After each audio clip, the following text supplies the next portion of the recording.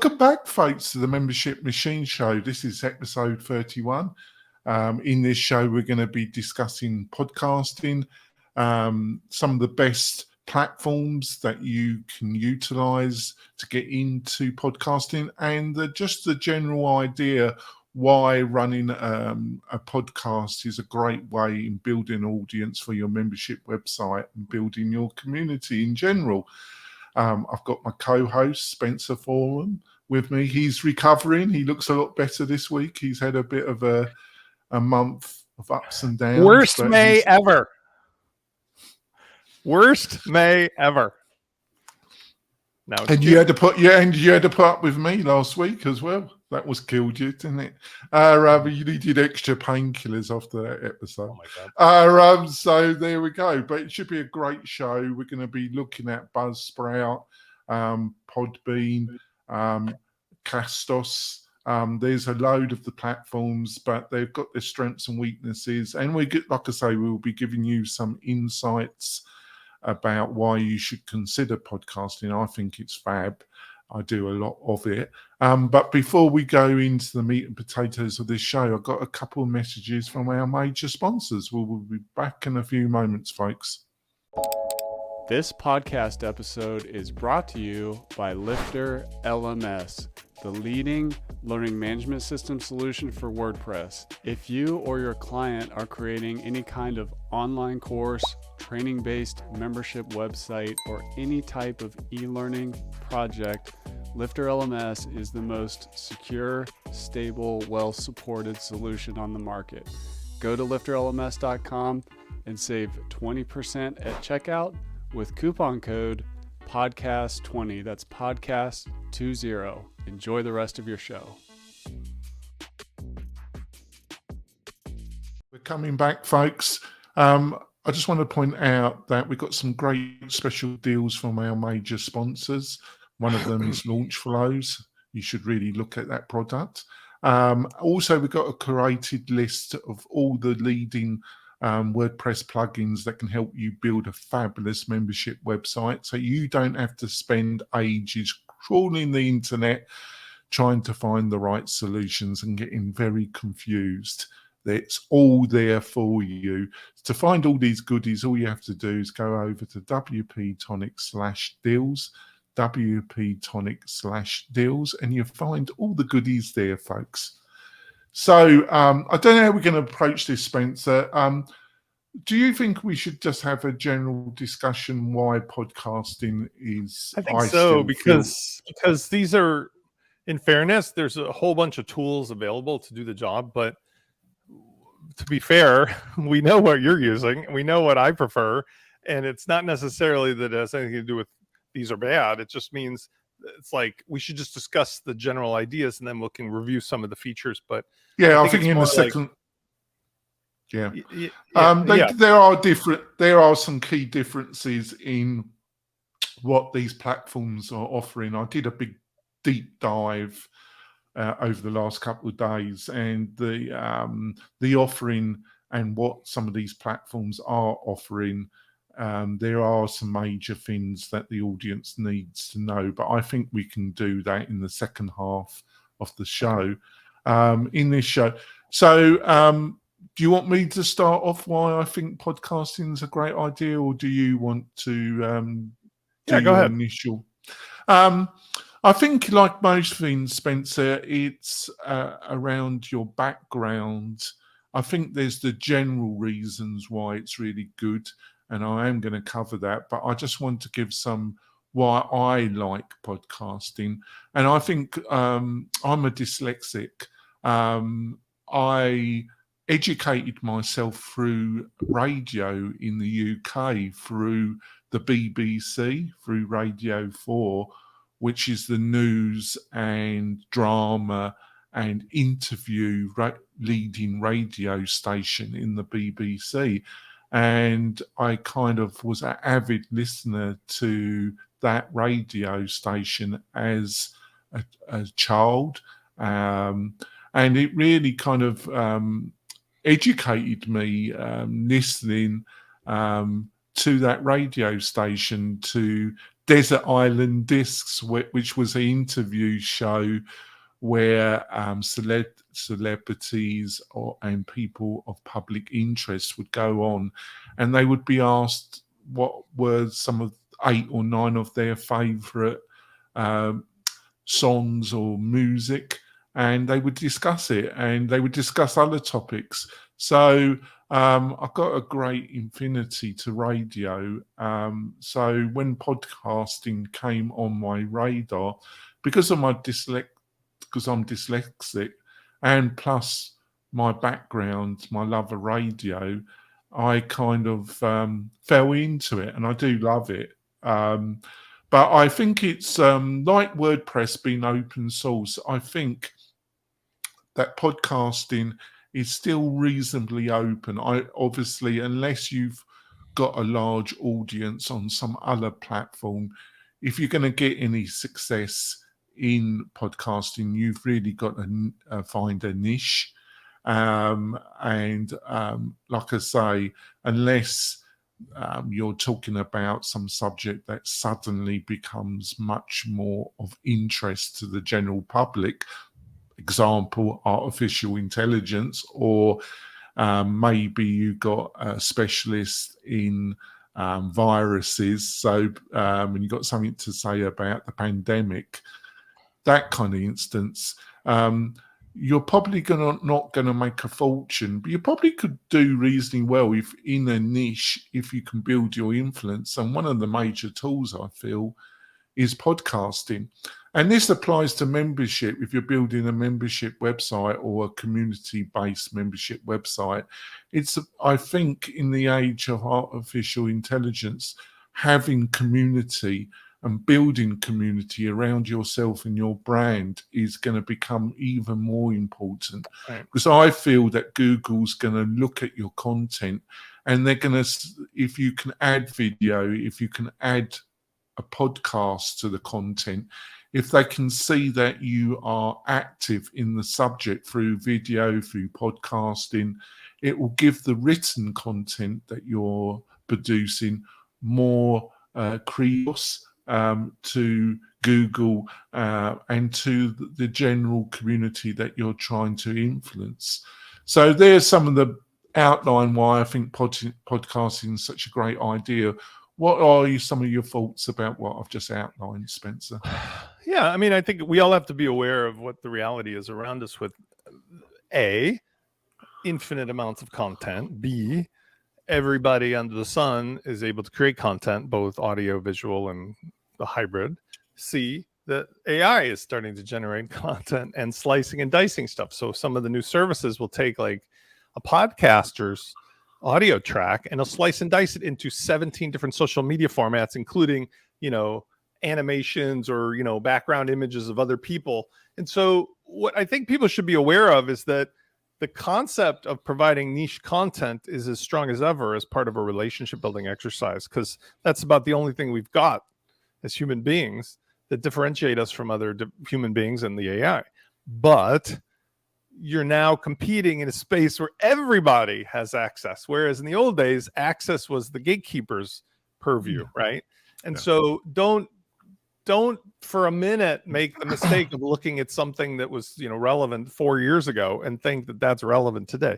You have to look at what's relevant 4 minutes ago. For real. I mean, but the consistency of that means there's power for people who want to interact with it. Why?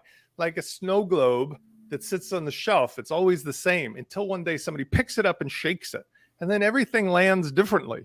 We're in that snow globe moment. So whether you're young or old, it doesn't make a difference. You've got the advantage, if you're interested in participating with the technology and taking what it is that's unique about you, you can now actually have a better chance than you could before of finding a matching group of people that will be your audience, because they're equally lost. They're like, everything I knew is now changed. Is there some guiding light in the form of a human being who can show me the way? Ta-da. Whether it be, in our case, like we're Gen X and above, or whether it be you're younger and you have your own crowd, you have to find your audience, apply the thing that makes you unique as a person along with the content, and use a tool that matches. So, again, podcasts by themselves, I love them. I love listening to audiobooks. In fact, I have 2 free readers or listeners for those. Like you can borrow audiobooks from the library. One's Libby and one's called Hoopla. But 10 trillion things to listen to. And even though now I'm actually able to walk around and listen to it, I've listened to 2 or 3 audiobooks. It's very hard to pick what to listen to. So don't think for a second just because you make it, they're going to show up. They're not. You have to make it, market it, and make sure that it's very focused to certain people and I would add one last thing, with a paid outcome. I honestly have to say, do not bother trying to become a podcaster or a YouTuber or any social media person unless you've already got a path to selling something. Yeah, I would agree with that. Why bother? It's better off just sitting at home. Well, if you want to build, the only caveat I would put on that is if you're utilizing it to build a community and you're planning to sell information, courses, membership to that audience, because we've discussed this before. It's one of the main factors that people entering the membership, because I think it's a great way of building a side hustle that can become a full-time business. Correct. Is they totally get sucked in to the technology, either WordPress technology. When they get sucked into WordPress technology, it's even worse in some ways because there is so much choice. But they can also get sucked in to spending months trying to find this unicorn, legendary, perfect SaaS-based platform that will be able to build their course and market for themselves and do everything in just one click of a button, which doesn't exist and probably never will exist. Because I think obviously building a course and taking the subscriptions and everything, it's a lot more easier than it used to be. There are more elements that you are expected to do to have a successful community membership website. But the one thing that's got harder, or always, it's probably got a bit harder, but it's always has been harder, is building that community, that influence, that group of people online that care about what you say and why they would buy a course. Pardon? That's the part that's certainly evolving. And by the way, sorry for my movement, but I can't sit for more than a couple of minutes at a time with my herniated disc thing. But the idea is we're using the same tool set, we're using the same concepts, but there was a time when it was novel. Like, oh, this guy's got his own podcast. He must be a genius. Now it's like, somebody's dog has a podcast. It's just, you have to be, well, it's true though. Like, look at the numbers. Look at how many people. There's. It doesn't take away from it at all. It just has to do with, like, let me use video as an example. I got into online space because my love of videography and photography at a time back in, truthfully, 1999, when a video camera was on your shoulder, and then they first started coming out with small stuff, and I wanted to do flying videos from a machine I flew called a Trike. And I'm saying, like, the access to the equipment, the access to hosting before YouTube. I remember literally when YouTube came out, I was like, amazing. But just to make a little postage stamp video was it's like $10,000 of stuff to make a postage stamp video. The gatekeeping of the equipment, of the technology, of the knowledge, it's all gone. It's gone.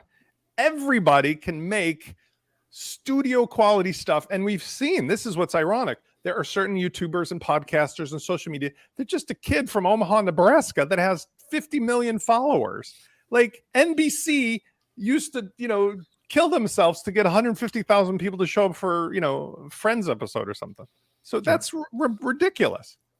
In podcasting, a lot of people enter it and they pod fade. On this particular show, it's a newer show, but we already got up to over 30 episodes. But I'm getting close to 800 episodes, and I've been doing it for almost 8 years. So I think that gives me a lot of credence in the WordPress space, because I've just outlasted almost all the competition, apart from a couple of other very committed individuals. I think in technology and expense, it has greatly reduced, but video and doing a podcast and getting it edited and doing the research and just turning up week in, week out. There's a lot more work than most people, like most things, like running a membership website, like running a WordPress agency or anything. I mean, let's talk about that point. We share a benefit to our listeners, which is demonstrably it's only 18 years later and we're overnight successes. Now, we may not be on the scale of PewDiePie or Mr. Beast, but it's amazing to me, because I remember yesterday when I shifted because of my circumstances in life and business, when I shifted from my real estate development stuff, I had my, the single dad of 3 young boys. I had to do this weird thing of doing online courses and teaching people how to build WordPress sites to sell stuff to business. It was like early campfire days of WordPress, right? Like it was Matt and Mike Little and 5 other people. And then there's this Curious George guy, Spence, that started banging around a year after they started. Well, flash forward, and I met you a couple years after that, but flash forward and look at the hell's happened, right? So showing up and making content for that niche, for that purpose, is something that you and I consistently have shared. You've been doing your thing consistently, and I've been doing mine in parallel. That's the thing where the access to the tools and the low bridge or bar to entry differentiate, because in the old days, you had to commit to such a big investment of time and money that you weren't going to give it up as easily. But nowadays, everybody can push a button and become a podcaster for 2 episodes or 3 episodes or 4. But also, there's now 9 trillion people making podcasts, whereas in those days, there was 5 people. And I think that's also something to be weighed out in terms of where your motivation is. I totally understand, and I think about 90% of what you just outlined, I agree. I just think it's slightly a little bit more difficult. So there is still a much reduced bar of entry, but I still think when it comes to video, I think when it comes to podcasting, like all open platforms, it's based on RSS, which is a feed, and you've got to get your head around, and these podcasting hosting platforms help you with the RSS feed. It's a bit clunky, but on the other hand, it's a lot easier to get it all set up if you utilize one of the platforms that we're going to be discussing in the second half of the show. You also got to set up your account with Apple. I've got to tell you, I've on my other show, Spencer, I've got a troll that's been posting very unpleasant comments, and it's not me. No, you shouldn't be. I've been, that would be very ungenerous of you. But I've got a troll. I've got a troll posting. You can't please everybody, and he's very unhappy. So you're doing a bad job if you pleased everybody. Yeah, it would be impossible. I really think so. All you got to do is try and be fair to people. Well, you don't have to, but if you want to look yourself in the mirror at the end of your life, you should attempt it. So I had to try and contact Apple. They've got a specific way they can remove very unfair comments about your podcast and that. What a godforsaken system it is Apple have got. Well, Apple's very one-directional versus other companies. It's surprisingly, Facebook is actually very responsive when people do naughty stuff. Apple is not, which I find really ironic. Like, there's a lot of fraud on Facebook. So if you have my sister's a public media person, she gets people faking her page, her profile, all 10 times a week. and it's just, you just go fake impersonation, boom, it's gone, because they realize the problem. Apple. So you never said that. You got a sister. Have you got any other brothers and sisters? I have one sister who's very, very dear to me, and she's been very helpful for being my advocate through all this drama and stuff. But I don't have any other siblings. I have 3 sons that I'm aware of. God help her. I don't know my other children yet, but the statute of limitations seems to be running out on that. So I think I'm pretty good on all this. I've got to say is she must be a saint. That's all I've got. She is a saint. Yes. Yeah, she's got to be. There we go. But unfortunately, podcasting it's broadened out with Google Player. But Google Player, these are quasi platforms that distribute your podcasts outwards, and because most people that are going to listen to your podcast are going to listen to it on an app, and Right. 2 of the dominant players are iTunes with their podcast player, and then on the Android you got Google Player. Neither of them are the best podcast players. There's a lot of third-party players. You know which one I use? Go on, tell us. Pocket Casts. Yeah, that's one I use. I mean, the weird thing about it is, like, I used to use Apple and whatever, but like at the end of the day, I mean, I saw that thing come out. I think that's owned by Automatic, which is they bought strangely not encumbered by forcing me to use Jetpack or something. So as a podcast player, I really like how simple it is and clean, and it actually does follow the spirit of open source with no gimmicks. Yeah. One of the other biggest players, folks, which is very controversial because they are, I think they have attempted, and I think to some degree it's failed. I'm not sure if they're still in pursuit of total podcasting dominance, and that is Spotify. Now, Spotify is I utilize Spotify for the move. Yes, based in Sweden. One of the biggest Swedish companies on the Swedish stock exchange, I think. Basically, fantastic in music, controversial in music, but extremely controversial in podcasting because they have bought a couple of the leading podcast hosting platforms, but they've also bought popular talent, and then only you can only access that podcasting talent if you listen through Spotify. And would you agree that I don't think they've been entirely successful. I still think it's a pretty open landscape, but they have attempted to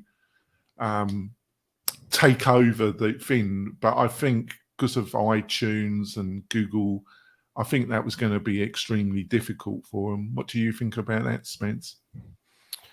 Well, so like before Spotify, there was satellite radio. I can't remember if it was Sirius or XM. Yeah. They bought Howard Stern, right? So when he won, I used to enjoy listening to him for the campiness of it when he was on radio and so forth. And he'd be on YouTube videos, little snippets here and there. But once they bought him, that pretty much took him off of the radar of a lot of people who weren't sitting in their car all day long because it just wasn't worth spending essentially whatever the number was, $50-$60 or something for just that. Now, I think Joe Rogan, Michelle Obama, a couple other people are famously under the financial buyout of Spotify. I think they spent $1 billion or something on like talent, literally. Joe Rogan, I think it was like $100 million himself. Bottom line, I don't have a problem with that because the business model makes sense, but there's so much content, and then like Joe Rogan still has all of his clips end up as YouTube shorts and this and that and this and that and this and that, and it's very difficult for maybe in a world. And I want to use another metaphor here. Remember we've talked in the past how like in a membership economy with, let's say, video, we used to have cable TV and it was like $90 to $150 a month for all the crap smashed together. But then it was so awesome because you could get the stuff a la carte. Like I could just get Netflix or I could just get Disney Plus. But the problem now is these greedy marketing executives have gone all the way back full circle. So now I have $170 worth of a la carte stuff. And it's like now I'm pushing back to go to like one of those modern versions of Napster, which there's like, I won't name the names, but there's like online services that connect streaming right to your TV to just get the shit for free. Like, for example, I pay for Prime and Hulu and Disney Plus. I pay for every one of them, but I don't have Paramount. Now, there's a new show on called The Offer, which is like Miles Teller. It's like a docudrama about the making of the Godfather movie.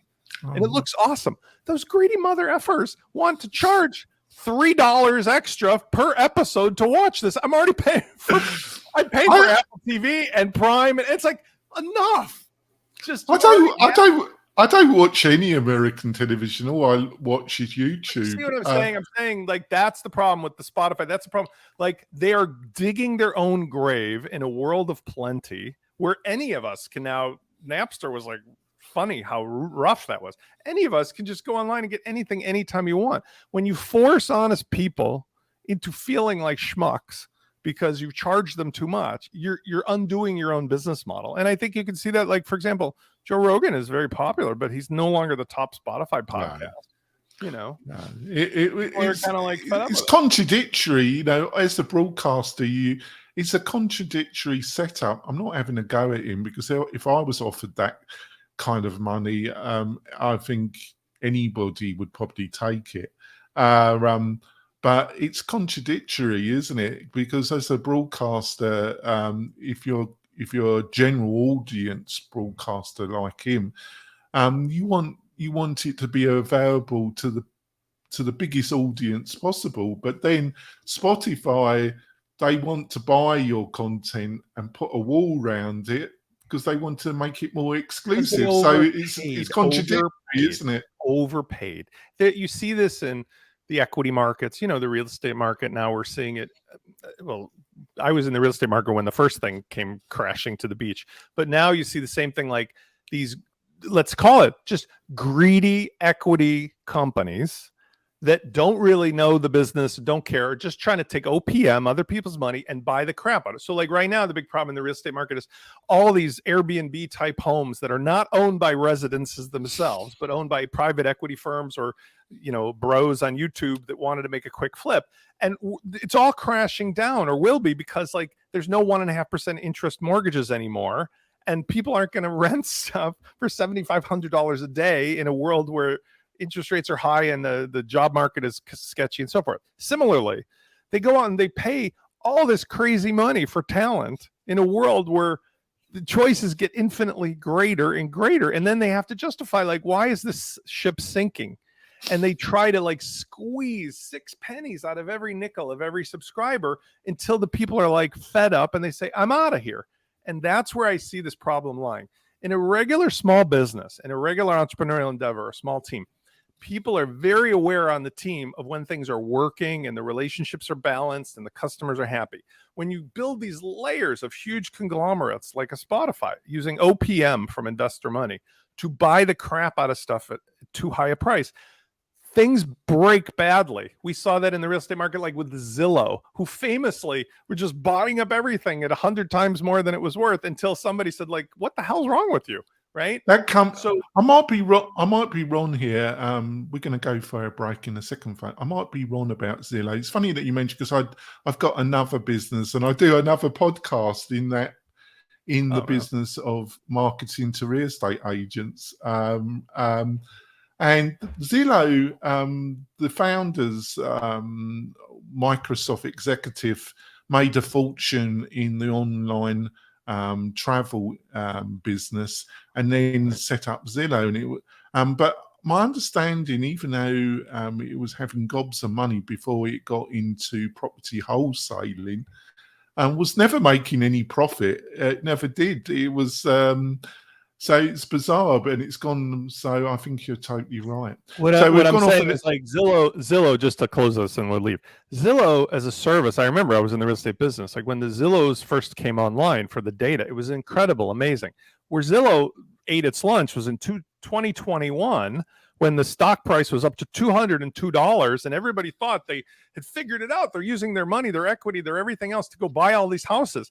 But their algorithm, they recognized afterwards, was fundamentally wrong. And they were paying like 400% over market for these houses that then they got stuck with. So now their share price is at $44. I mean, it's not historically that bad. And I know we're going a little bit off topic, but folks, please don't take any financial advice off me. I'm the last person you should take financial advice off. But I would be tempted to short it even at that $41 because I think their problems are just beginning, in my opinion. But I might be wrong. Of course, when the debt ceiling. When the debt ceiling default and all the other stuff comes in, when you've got the interest rates for bonds at 5 or 6%, and you've got mortgage rates at 7.5%, and you've got people who are not living in the houses and they can't rent them anymore at Airbnb because nobody can afford to pay. Like all of a sudden, where do these go? This is like deja vu, 2008 to 2011 again. I mean, 2008. It's so long ago when this all happened, So thanks for listening to This Week in Property. To real estate talk. This Week in Property and Real Estate. But we're going to go for our break. And when we come back, folks, we're going to be talking about the Pacific podcast hosting platforms, some of their strengths and weaknesses. We'll be going through all that in the second half of the show. And then we'll have a section where we wrap up everything. And hopefully you got some value. We will be back in a few moments, folks. Coming back, folks. We've had a great discussion about why you should look at doing podcasting to generate your community for your membership website.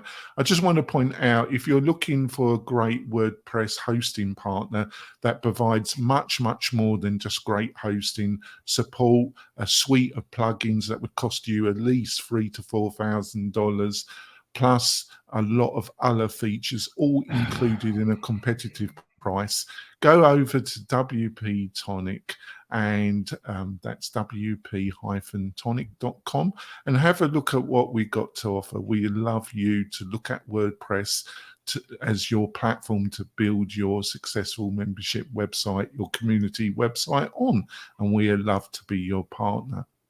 So let's go into it, the platforms. So I did a bit of a dive on this, Spencer, over a couple of evenings listening to various sources, and the world of podcasting platforms has got even more competitive, and there's a lot of choice there. So let's start off with a couple of big hitters. Well, there's some newcomers, there's some big hitters. So let's start with BuzzSprout. I think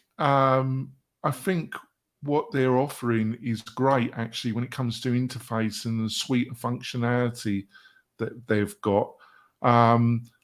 They've got the pricing is quite attractive. Their free plan isn't bad. One of the problems, if you're getting going and your podcasts aren't too long, mine are very long-winded and very long. So because they go by, they have time barriers. If you go like 3 hours, you on a certain level, you got to go up to the next level. So the way they do the pricing is the length of podcasts you utilize during the month. That's how. For me, that wouldn't be particularly attractive. So, any thoughts of BuzzSprout? Well, I mean, I think what we're talking about with these is like you need the tools to create and add supplemental materials and to publish. And I think that's essentially what's happening. Now, this one seems to have some monetization, I believe, is one of the features, right? So that's another issue too. I'm not saying it's necessary, but a lot of people actually have like a paid version of it. I don't see it. And hold on, I want to double check. Recurring support. I think that's what they're talking about. Like essentially, you can incentivize them to support you by paying money, which is actually useful. So, I mean, these are the things that if you put them all in a box, it's worthwhile versus doing an a la carte. And the pricing is, it's great because it's free for 2 hours, $12 a month for 3 hours. And if you're doing it for a business purpose and you're ultimately leading people to your product or service, that's nominal. Even if you go with the pro stuff, like $24 a month, I mean, that's a price of doing business for anybody. Yeah, they've got a lot of they've got a product that helps you with the audio quality. You got to have a certain level of plan to have access to that. You can put I'm going by my memory here. You can put chapters in, so it will edit the podcast into chapters. It's got a load of functionality. It's got a really nice interface. For my particular circumstance, it doesn't totally appeal to me. But if I was looking to change, it would be in the top of my list, put it that way. Yeah. Right. On to a older player, one of the founders, has a very large community, which is PodBean. I think it's got about the sources that when I was doing my dive into this subject, they're saying that they had over 400,000 users. I think that one of the things you've got to keep in mind, folks, is that all the episodes I do, I actually keep a copy myself, and I store it on an old Drobo that I've got, which is a array setup. And I keep a copy because you've got to be reasonably fussy about which platform you're going to choose, because if you're not keeping backups, and I suggest that you should, folks, of all your podcasts, is if your podcasting platform suddenly goes out of business, you're going to have to, you might be in trouble. And it can always happen, businesses fail, some businesses fail. PodBean has a long track record. I think it offers the free plan is really attractive. I don't think in interface and the suite of services they offer, it's at the same standard as BuzzSprout. That's just my opinion. I mean, I noticed you have to go, by the way, up to the $79 a month or $99 a month monthly to get rid of their branding. That seems odd. Yes, that's quite expensive considering. Yeah, right. Like that should be lower priced, if you ask me. Yeah, thanks for pointing out. I forgot about that. Thanks for that. That is another problem with it.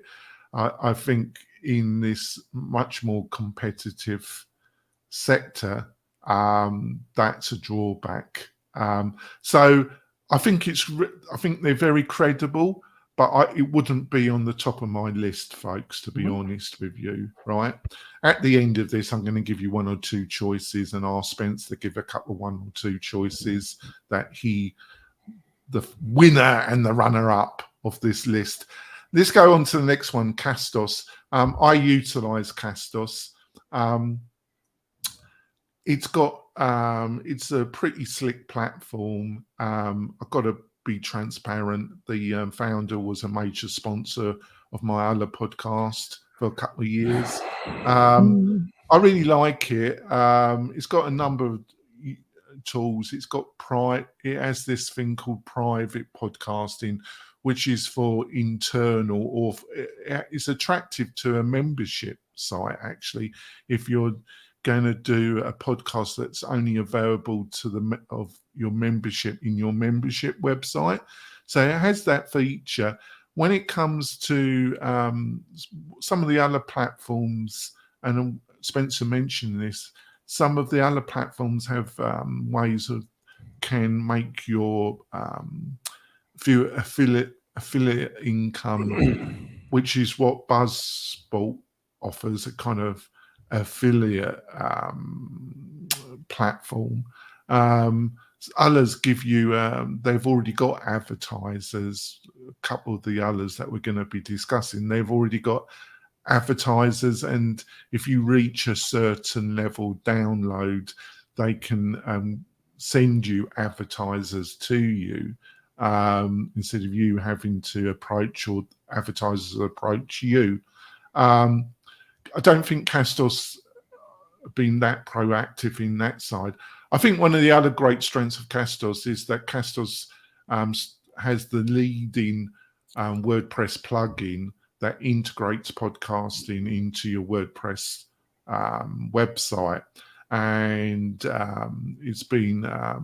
it was one of the factors that led to the growth of Castos having this plugin.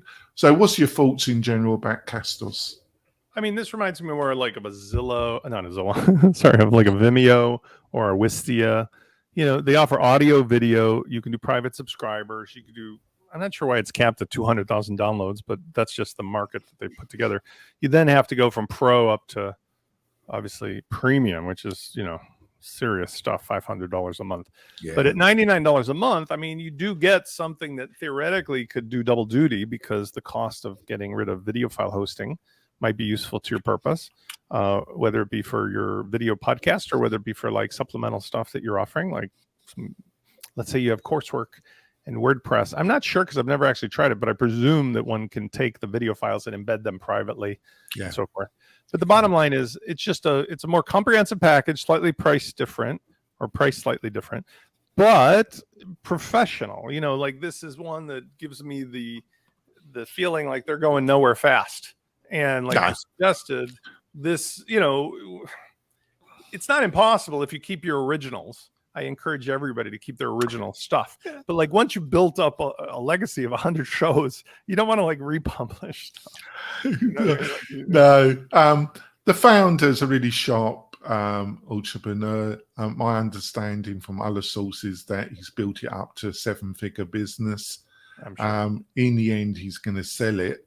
Probably not in the next couple of years unless he's forced to. I think it's highly profitable. I don't think he has to. He hasn't told me that. I'm just getting that from other sources. So I don't think it's going away unless he hits the bottle. And he doesn't strike me as somebody that would do that. Yeah. It's more aimed at the professional, somebody like myself that's really big into podcasting. But it does have this integration through this plugin. But to be truthful, if you're just trying it out, or you're not as committed to podcasting as I am, you might be better off looking at one of the other platforms. It swings and roundabouts. Onto another one that kind of is in this kind of quasi professional, somebody that's really committed to podcasting, is Transistor. Love the name, actually. One of the Castos has a really polished interface. It's really easy to use. But when I looked at, when I did my dive, Transistor has one of the most polished UX interface designs of this list, actually, Spencer, in my opinion. Sure. It's not on the cheaper end, though. But it's kind of, I feel it's kind of pitched at the more professional, somebody that's really committed to podcasting. What's your thoughts on this one, Spencer? Well, I mean, I think when you look at the array of features, like for example, this one for $99 gives you 3,000 private subscribers and 250,000 monthly downloads. And I don't see video here separately, but it says that you can auto post to YouTube. So like there's a matrix of stuff. This is primarily audio, but it does allow you to do, like, I'm presuming, clips and previews. But so, you know, there's a difference between this and Castos. They do feel very professional as well, and the interface is lovely.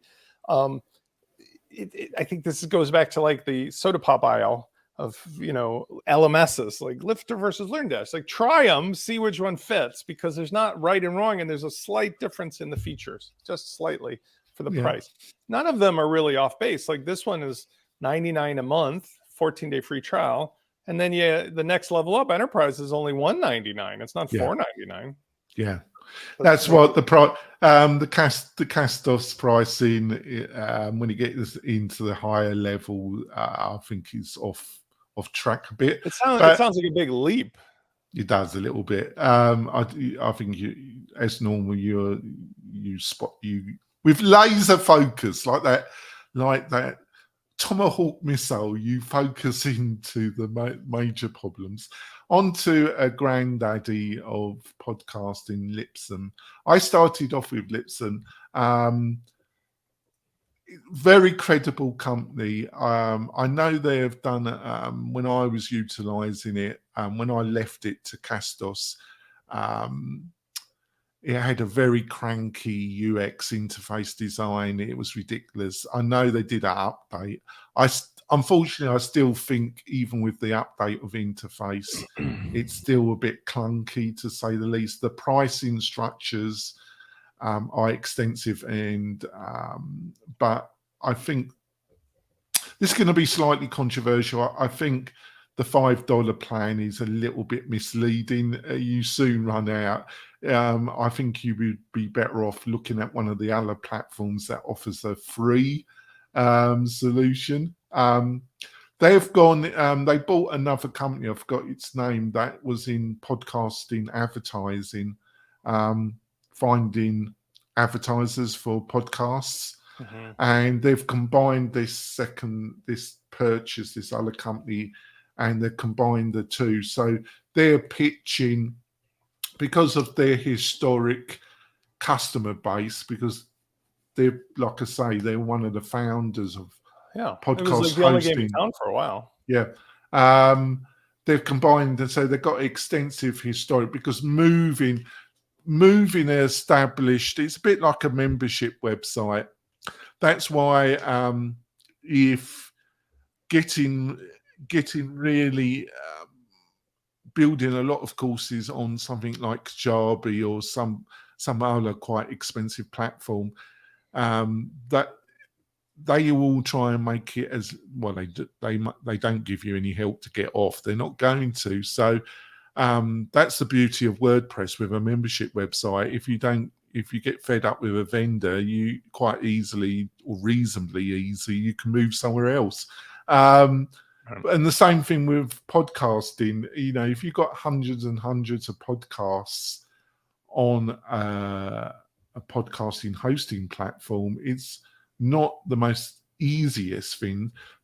Castos really helped out, because I had hundreds of podcasts, and Castos went out of their way to help me, just like at WP-Tonic, we will help you get out of the clutches of a SaaS platform onto us. We bend backwards to try and assist you as much as possible.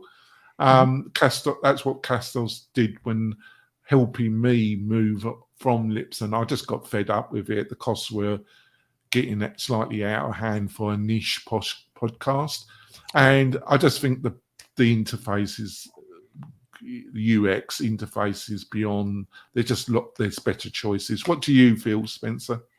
Yeah, I mean, this is like what's the thing, like the granddaddy or the first mover advantage. They have a book of business, I'm sure, that doesn't require them to change, and they're not going to be completely disrupted by other competitors. But absolutely, I don't feel like this is the best game in town. I mean, this feels very archaic and sort of complicated to me, to be frank, compared to some of the other ones.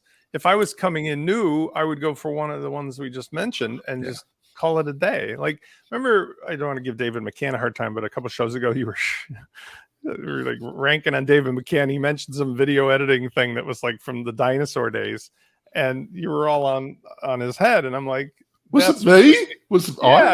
He was commenting, and he mentioned, we were talking about video editing or something. Oh yeah, that I remember it. Yeah, I thought myself, oh my god. Mentioned some tool that's like from my childhood. It's a fantastic editing if you're a semi-pro or pro. It's a fantastic editor, but you know, if you want to spend like 6 months to a year of your life learning about it, good luck to you. We were talking about editors that was going to help somebody with a membership site, not become a quasi-professional video editor. But to the point, you know, like that's what the Libsyn makes me feel like. It's perfectly fine, but it makes me feel like it's from a different era and a different tool set and a different feel. And I don't think I would be attracted to it if I was just starting out. No, I wouldn't. A new player, a very interesting one, Speaker. I love the name. It's very appropriate, isn't it? They're a combination of what Libsyn's trying to do. They provide. Pardon? Spreaker. speaker, whatever. All right.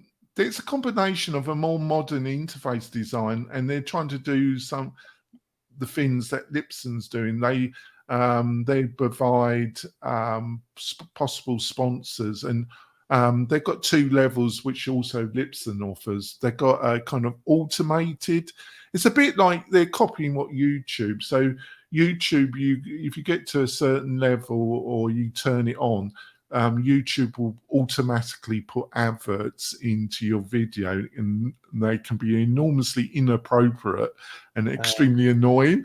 Or you can find your or they got for the larger podcasts, they will find individual sponsors, and they will be like a dating website. They will find the particular right podcast for the right sponsor, and that they will be a matchmaker. But they've also got an automotive product, and so has Libsyn. Hopefully I was explaining that coherently. I think I did a reasonable job.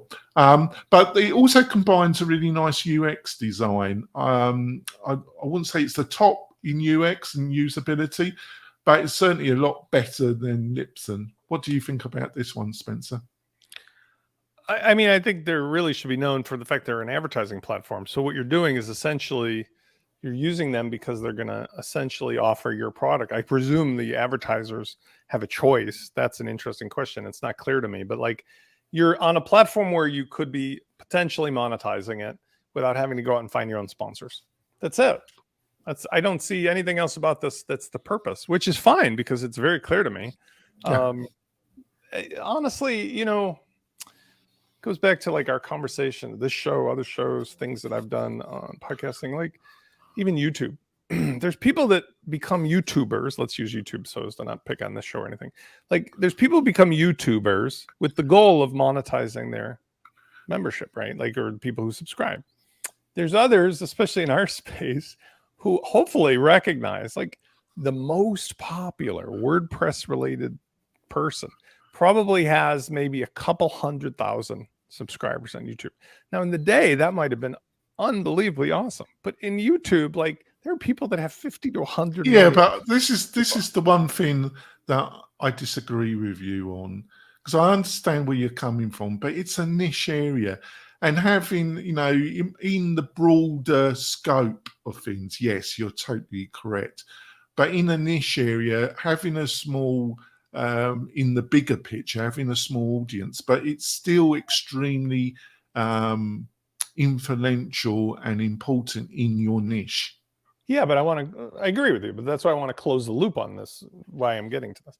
So it would be a mistake for somebody who talks about a niche type of content like WordPress to look at YouTube for the monetization purpose, like a Mr. Beast or like a kid who builds Lego toys, because those people are like, I love all these channels, but there's like ASMR massage. I can tell you've been watching a lot of Mr. Beast. I mean, I've been on, well, there's other channels. I mean, but I have lots of esoteric taste. Like while I was suffering through this back thing, I was listening to this guy called the Hoof GP. It's a guy in Scotland who literally goes. Yeah, I'll watch that. I'll watch some of that. It's ridiculous. He trims cows. I'm thinking of changing careers myself to hoof cutter. But okay, so my point is, like, I'm listening to this guy. I'm on my back. I'm like in agony for at least the first 7 days. Couldn't even sleep. In agony, Jonathan. He's talking with this Scottish accent, and he's hilarious. And it just took my mind You're for a moment. so horrible to me, Jonathan. You're such a bastard, Jonathan. But the point is, so somebody like that could monetize on YouTube, because like if you had, he has 1.5 million listeners. I mean, what are people listening or watching a guy who is trimming cow's hoofs for? Compared to American television, it's a lot more entertaining. The point is that's a livelihood. Now, could a WordPress person make a livelihood on YouTube? Maybe, but very unlikely. It's more important to go back to why put stuff in a podcast, why put stuff into YouTube. Like I started the show, it's because you have something else to deliver that you use the content to attract an audience around, and then you drive them into your sales funnel for the other stuff you do. That is really valuable, and it doesn't need a lot of people. Like, for example, I'm So using right, myself. especially if you're looking for a quality hosting provider Right, for your membership website. whatever. But I'm saying, like, I have several YouTube channels. Well, my biggest is historical, maybe You 7,000 you people. got to be proud of me, Spencer. I'm a very slow learner, but I do get there in the end, don't I? I mean, you are getting. We've talked about this topic. I'm just saying, like, you can have 120 views on a video. It's a and shame I couldn't have monetize. learnt this 10 years ago or 20 years ago. Well, it's a different world. And 10 years ago, we were doing different On to stuff. the next one. Captivate. Love the name. It's a newer player. Off my dive, I've run out of time, but it does seem to have a lot of options. Nice interface.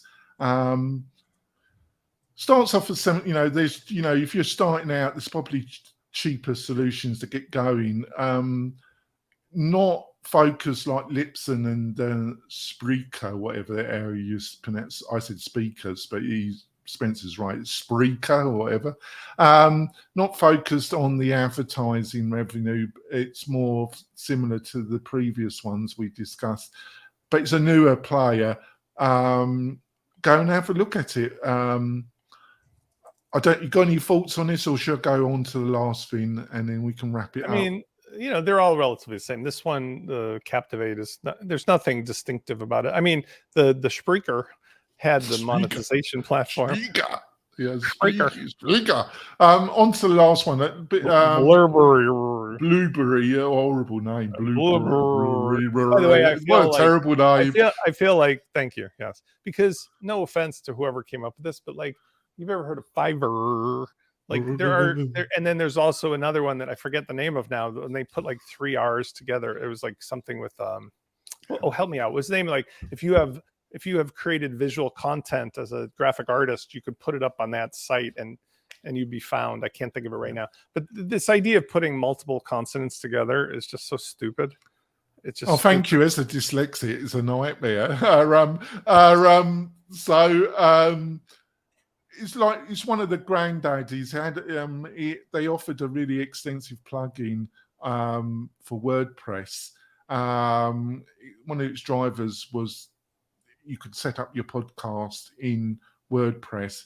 It was an ugly interface, to be truthful. It's a well-established player like Lipson. I just think it's dated now. I've got to be frank about it. There's just better choices in the field, a very crowded field. Just to finish off, what do you think about them? I hadn't thought about them, honestly. I mean, I don't want to minimize them and pick on them, but like, I just had not. I would not have. Well, you normally pick on me, so I'm just saying, like, there's probably you could come up with dozens and dozens of like second and third tier stuff. I just never would have gotten to these guys. I would have picked one of the other bigger ones. Or right. So let's roll the drum. So, what's your runner-up, and which one would you choose if you were in podcasting, Spencer?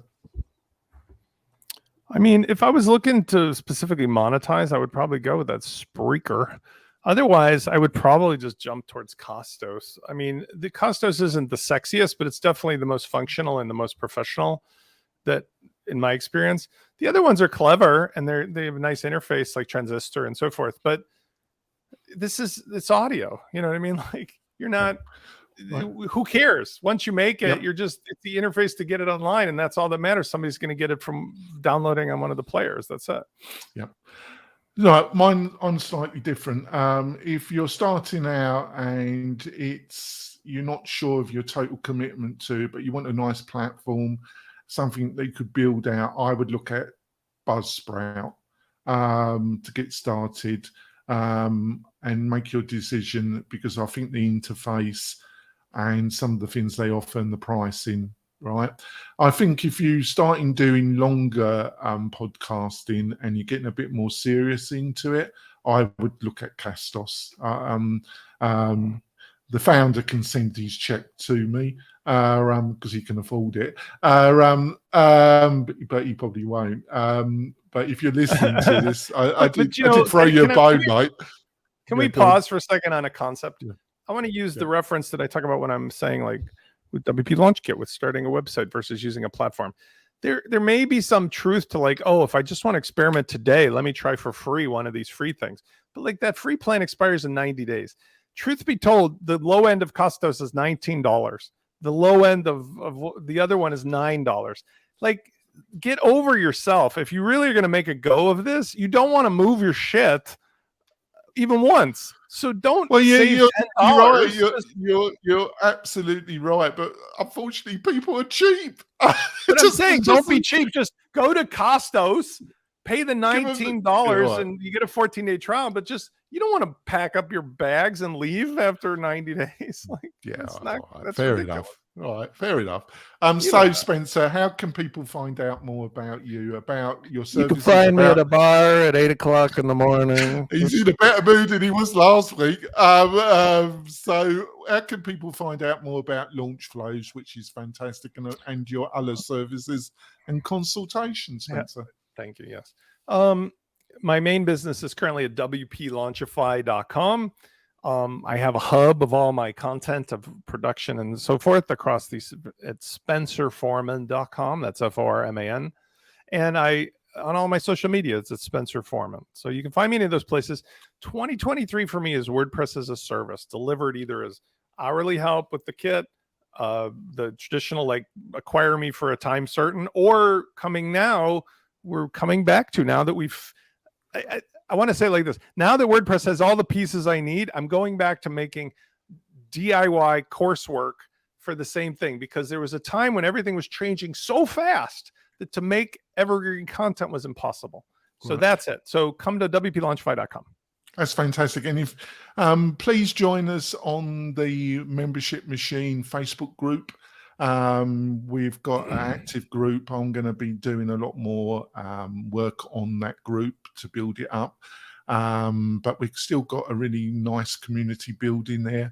Join us there. So like, go to Facebook and search for the Membership Machine group page and join us there. Me and Spencer are more than happy to give you some advice on that group, in that group. So join us there. That would be fantastic. We will be back next week with another fantastic discussion and offering value to you looking to build your membership website and build security for you and your family. We'll see you soon, folks. Bye.